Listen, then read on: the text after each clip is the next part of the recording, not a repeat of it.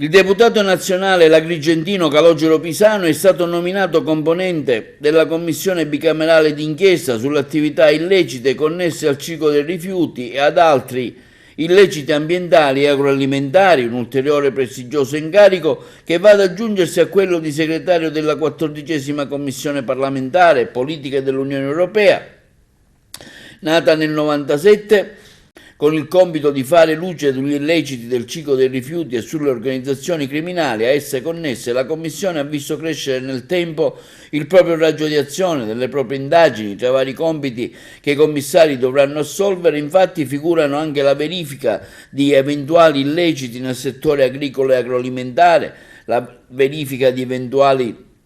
irregolarità legate alla gestione dei cosiddetti rifiuti emergenti come i pannelli fotovoltaici, le pale eoliche, la verifica di eventuali attività illecite nella gestione del servizio idrico integrato per quel che attiene alla gestione degli impianti di depurazione delle acque, la verifica di eventuali comportamenti illeciti della pubblica amministrazione e dei soggetti pubblici o privati che operano nella gestione del ciclo dei rifiuti. È motivo di grande orgoglio essere stato chiamato a far parte di questa prestigiosa commissione bicamerale, ha dichiarato l'onorevole Pisano. Ringrazio il Presidente della Camera, onorevole Lorenzo Fontana, per avermi nominato